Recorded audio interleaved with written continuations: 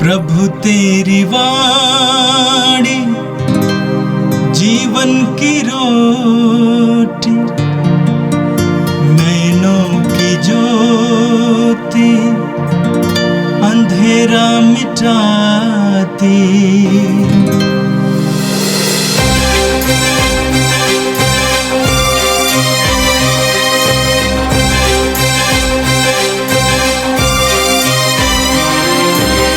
प्रभु तेरी वाणी जीवन की रोटी, नैनों की ज्योति अंधेरा मिटाती। प्रभु तेरी वाणी जीवन की रोटी, नैनों की ज्योति अंधेरा मिटाती। वाणी वाणी वाणी वाणी वाणी पवित्र है, शाश्वत है, जीवन का मन्ना है। 19 नवंबर शनिवार। पहला पाठ प्रकाशना ग्रंथ अध्याय 11 पद संख्या 4 से 12 तक। मुझ योहन से ये कहा गया, ये मेरे 2 साक्षी हैं। ये वे जैतून के 2 पेड़ और 2 दीपाधार है जो पृथ्वी के प्रभु के सामने खड़े हैं। यदि कोई इन्हें हानि पहुंचाना चाहे तो इनके मुख से आग निकलती है और वे इनके शत्रुओं को नष्ट कर देती है। जो इन्हें हानि पहुंचाना चाहेगा उसे उसी प्रकार मर जाना होगा। इन्हें आकाश का द्वार बंद करने का अधिकार है। इनके भविष्यवाणी के समय पानी नहीं बरसेगा। इन्हें पानी के रक्त में बदलने का और जब जब चाहे तब तब पृथ्वी पर हर प्रकार की महामारी भेजने का भी अधिकार है। जब ये अपना साक्ष्य दे चुके होंगे तो अगाध गर्त से ऊपर उठने वाला पशु इनसे युद्ध करेगा और इन्हें परास्त कर इनका वध करेगा। इनकी लाशें उस महानगर के चौक में पड़ी रहेंगी जो लाक्षण भाषा में सोदोम या मिस्र कहलाता है, और जहां इनके प्रभु को क्रूस पर आरोपित किया गया था। 3.5 दिनों तक हर जाति, वंश, भाषा और राष्ट्र के लोगों इनकी लाशें देखने आएंगे और इन्हें कब्र में रखने की अनुमति नहीं देंगे। पृथ्वी के निवासी इनके कारण उल्लसित होकर आनंद मनाएंगे और एक दूसरे को उपहार देंगे, क्योंकि ये 2 नबी पृथ्वी के निवासियों को सताया करते थे। किंतु 3.5 दिनों बाद ईश्वर की ओर से इन दोनों में प्राण आए और ये उठ खड़े हो गए। तब सब देखने वालों पर आतंक छा गया। स्वर्ग से एक वाणी इनसे यह कहती हुई सुनाई पड़ी, यहाँ ऊपर आओ। और ये अपने शत्रुओं के देखते देखते बादल में स्वर्ग चले गए। यह प्रभु की वाणी है। संत लूकस के अनुसार पवित्र सुसमाचार अध्याय 20 पद संख्याएं 27 से 40 तक। सदुकी यीशु के पास आए। उनकी धारणा है कि मृतकों का पुनरुत्थान नहीं होता। उन्होंने यीशु के सामने यह प्रश्न रखा, गुरुवर, मूसा ने हमारे लिए यह नियम बनाया है, यदि किसी का भाई अपनी पत्नी के रहते निसंतान मर जाए तो वह अपने भाई की विधवा को ब्याह कर अपने भाई के लिए संतान उत्पन्न करे। 7 भाई थे। पहले ने विवाह किया और वो निसंतान मर गया। दूसरा और तीसरा आदि 7 भाई विधवा को ब्याह कर निसंतान मर गए। अंत में वो स्त्री भी मर गई। अब पुनरुत्थान में वो किसकी पत्नी होगी? वो तो 7 की पत्नी रह चुकी है। यीशु ने उनसे कहा, इस लोक में पुरुष विवाह करते हैं और स्त्रियां विवाह में दी जाती है, परंतु जो परलोक तथा मृतकों के पुनरुत्थान के योग्य पाए जाते हैं, उन लोगों में ना तो पुरुष विवाह करते हैं और ना स्त्रियां विवाह में दी जाती है। वे फिर कभी नहीं मरते। वे तो स्वर्गदूतों के सदृश होते हैं और पुनरुत्थान की संतति बन जाते हैं। मृतकों का पुनरुत्थान होता है।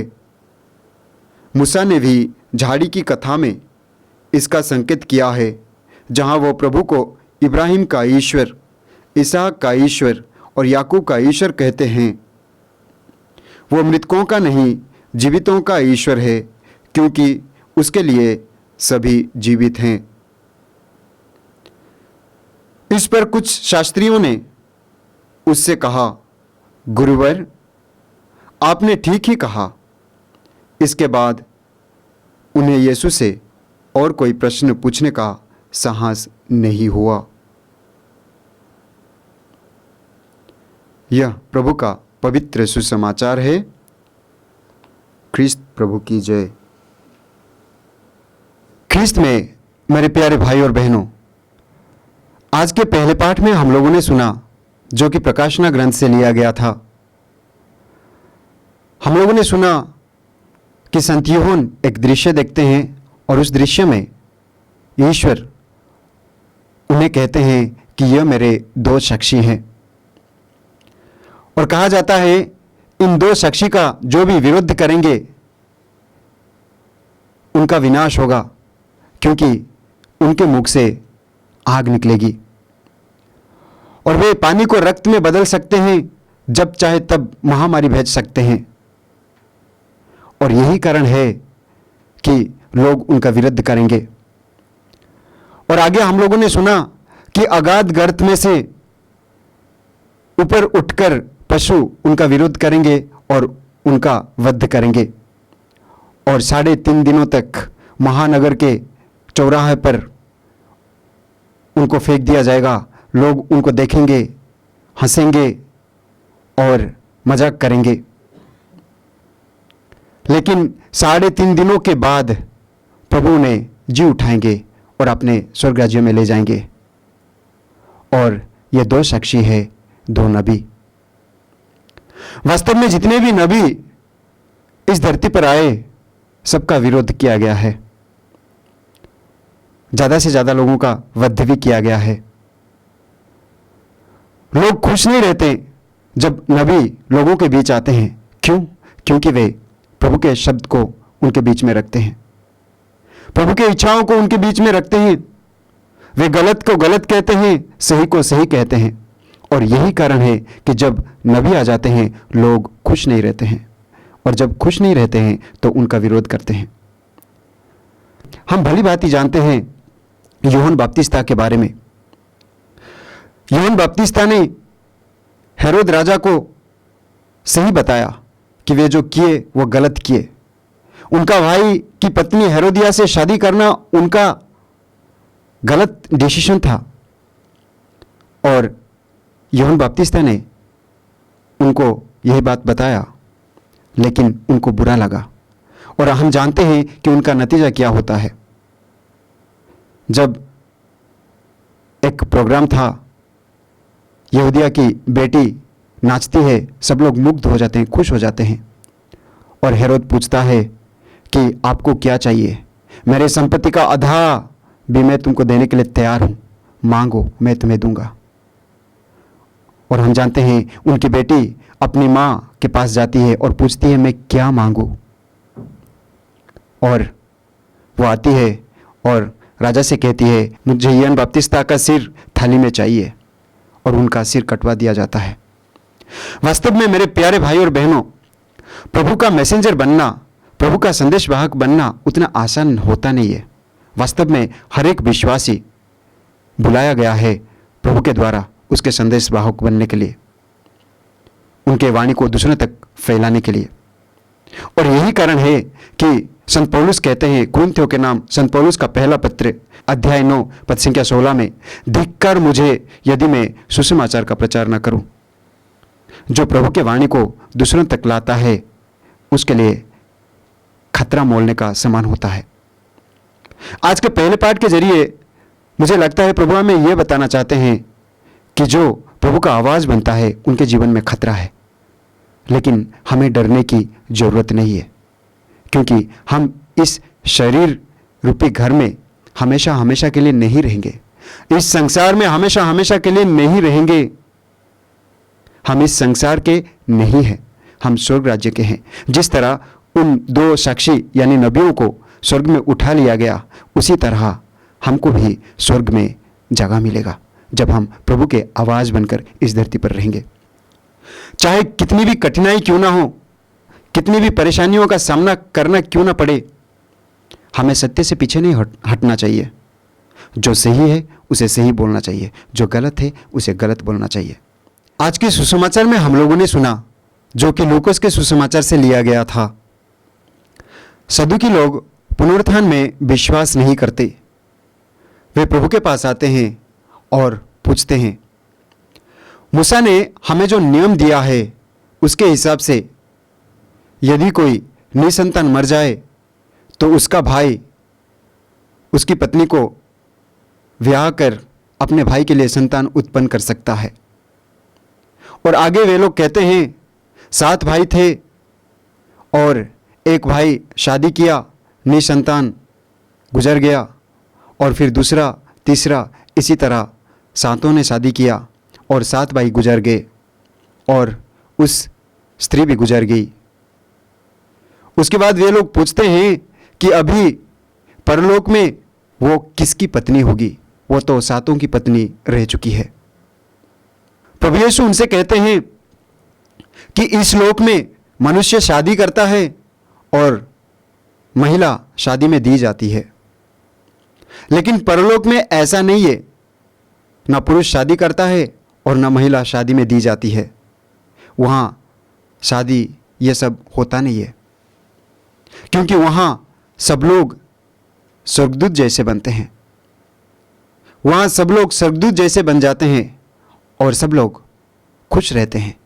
हम पढ़ते हैं, स्तोत्रकार कहता है अध्याय 8 पद 6 में, ईश्वर ने मनुष्यों को स्वर्गदूतों से कुछ ही छोटा बनाया। यानी हम मनुष्य स्वर्गदूत से कुछ ही छोटा है इस धरती पर जब है, लेकिन जब हम मर जाते हैं, प्रभु के पास जाते हैं, तो प्रभु कहते हैं हम स्वर्गदूतों जैसे बन जाते हैं, अनंत सुख पाते हैं, अनंत शांति पाते हैं। यानी स्वर्ग राज्य में ना कोई छोटा है ना कोई बड़ा है, ना कोई ऊंचा है ना कोई नीचा है, ना जाति है ना कुछ है, ना गोरा है ना काला है ना रंग है, कुछ नहीं देखा जाता। सब कोई समान है और सब खुश है, सब स्वर्गदूत जैसे हैं। और इसीलिए ना तो वहाँ शादी होता है ना ब्याह होता है, ना शादी में दिया जाता है ना शादी में ली जाती है। कोलोसियों के नाम पत्र में हम पढ़ते हैं अध्याय 1 पद 13 में, ईश्वर हमें अंधकार की अधिकार से मुक्त कर अपने पुत्र के राज्य में ले आया। वास्तव में ये जो धरती है, संसार है, अंधकार की शक्तियों से भरा हुआ है। और जब तक हम यहाँ रहते हैं हमें लगता है कि हम इस संसार के हैं। वास्तव में हमारा जो शरीर है सांसारिक है और ये संसार की चीज़ों के पीछे दौड़ता है और हमें ऐसे लगता है कि हम संसार के हैं। वास्तव में हम संसार के नहीं हैं, हम ईश्वर के राज्य के, स्वर्ग राज्य के। और इसीलिए संत पौलुस लिखते हैं, कुरिन्थियों के नाम संत पौलुस का पत्र अध्याय 5 पद 8 में, हम शरीर का घर छोड़कर ईश्वर के यहाँ बसना पसंद करते हैं। एक विश्वासी संसार को पसंद नहीं करता, एक विश्वासी स्वर्ग राज्य को पसंद करता है, क्योंकि वो जानता है वहाँ अनंत सुख है, अनंत शांति है, प्रभु के साथ रहना है। और यही कारण है कि स्तोत्रकार कहता है अध्याय 16 पद 11 में, तेरे साथ रहकर परिपूर्ण आनंद प्राप्त होता है, तेरे दाहिने ओर सुख और शांति। वास्तव में स्वर्ग राज्य में परिपूर्ण आनंद मिलता है और अनंत सुख और शांति मिलता है। इसलिए वहाँ ना कोई छोटा है ना कोई बड़ा है। तो आइए हम इस पाप में संसार में रहते हुए प्रभु के इच्छा के अनुसार अपने जीवन को ढालने की कोशिश करें, प्रभु के वचन को अपने जीवन में उतारने की कोशिश करें। सांसारिक चीज़ों के पीछे ना दौड़ें, बल्कि ईश्वर की इच्छा क्या है उसको जानने के लिए कोशिश करें। प्रभु का वचन कहता है, तुम इसकी खोज में लगे रहो कि ईश्वर को क्या प्रिय है। वास्तव में वो ईश्वर जो हमें मुक्ति प्रदान करता है, वो चाहता क्या है। हम पढ़ते हैं प्रेरित चरित्र अध्याय 4 पद संख्या 12 में प्रभु का वचन कहता है, किसी दूसरे व्यक्ति द्वारा मुक्ति नहीं मिल सकता, क्योंकि समस्त संसार में यीशु नाम के सिवा मनुष्यों को और कोई दूसरा नाम नहीं दिया गया है जिसके द्वारा हमें मुक्ति मिल सकती है। आइए हम उस मुक्तिदाता ईश्वर से प्रार्थना करें कि प्रभु हमें हर पल हर क्षण स्वर्ग राज्य के बारे में सोचने के लिए, पुनरुत्थान के बारे में सोचने के लिए प्रेरणा दे, पवित्र आत्मा का वरदान दे, हमारे साथ रहें, हमारी अगुवाई करें, ताकि हम इस सांसारिक चीज़ों के पीछे नहीं बल्कि ईश्वर को क्या प्रिय है उसकी खोज में लगे रहें, ताकि दिन प्रतिदिन हम पवित्रता में आगे बढ़े। आज के दिन में प्रभु हम सबको आशीष दे, कृपाओं से भर दे। जो कार्य हम करने वाले हैं प्रभु हमारा साथ दे। आज के दिन प्रभु हमें शैतान की हरकतों से बचाए रखे, हमारा साथ देकर हमें पवित्र बनने में हमारी मदद करे। आमीन। प्रभु तेरी वाणी जीवन की रोटी, नैनों की ज्योति अंधेरा मिटाती। वाणी वाणी वाणी वाणी वाणी